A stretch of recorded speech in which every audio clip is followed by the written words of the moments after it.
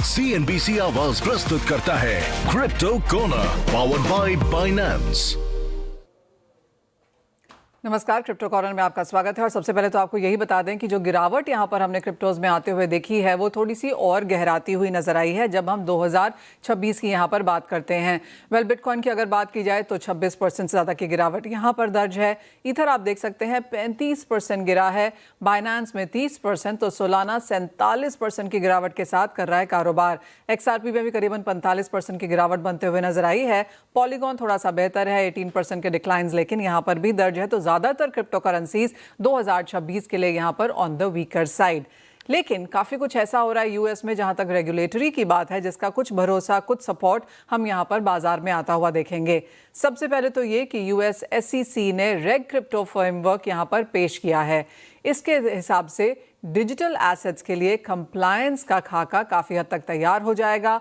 Fund जुटाने वाले जो क्रिप्टो स्टार्टअप्स हैं उनको भी यहाँ पर राहत मिलेगी और $75 बिलियन के जो फंड रेजिंग है वहाँ पर छूट का भी प्रावधान है। साथ ही साथ यूएस के जो ट्रेजरी विभाग है उनका भी प्रस्ताव है कि जो जीनियस एक्ट है इसमें स्टेबल कॉइन के नियमों के लिए प्रस्ताव पेश किया गया है। 2027 से क्रिप्टो प्लेटफॉर्म्स के लिए सख्त लाइसेंसिंग जरूरी हो जाएगी और जो फिएट पेग टोकन्स हैं उनके लिए भी यहाँ पर लाइसेंसिंग अब मैंडेटरी है। टोकन को मैनेज करना, ऑफर करने के लिए यहाँ पर सभी चीज़ों के लिए अब यहाँ पर कंपनीज को, स्टार्टअप्स को लाइसेंस लेना होगा। क्लैरिटी एक्ट की लेकिन यहाँ तक बात की जाए वहाँ पर लॉ मेकर सितंबर में अहम क्लोजर वोट की तैयारी कर रहे हैं। ये काफ़ी समय से इसका इंतज़ार बाजार में रहा है और जो डिजिटल एसेट्स इंफ्रास्ट्रक्चर है यहाँ पर भी हमने फोकस बढ़ता हुआ देखा, स्पेशली बड़ी कंपनीज से। सिटी ग्रुप की अगर बात की जाए तो इंस्टीट्यूशनल बिटकॉइन कस्टडी ये यहाँ पर शुरू करेगा और ग्रुप की इस साल के अंत तक इसे शुरू करने की योजना भी है। नई कस्टडी प्लेटफॉर्म के तहत बिटकॉइन कस्टडी की सुविधा यहाँ पर दी जाएगी। सिर्फ सिटी ही नहीं, UBS ने भी डिजिटल एसेट्स में अपना निवेश यहाँ पर बढ़ाया है। Spot bitcoin ETF call options में 24 गुना यहाँ पर उछाल बनता हुआ नजर आया।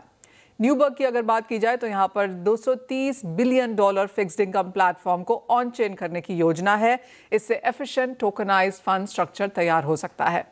क्रिप्टो में अगर रिटेल कंपटीशन देखा जाए तो यहाँ पर इसमें भी बढ़त देखने को मिली है। चार्ल्स श्वाब E-ट्रेड ने स्पॉट क्रिप्टो में अपने एक्सेस शुरू किए हैं और करीब 40 मिलियन खातों को सीधा स्पॉट क्रिप्टो एक्सेस के लिए अब सिर्फ 0.75% की फीस तय की गई है। इससे कॉइन बेस के प्रीमियम रिटेल फीस स्ट्रक्चर को काफी बड़ी चुनौती है। तो क्लियरली पूरा का पूरा बाजार यहाँ पर काफी कॉम्पिटिटिव होता हुआ दिख रहा है। CNBC आवाज प्रस्तुत करता है crypto corner powered by Binance.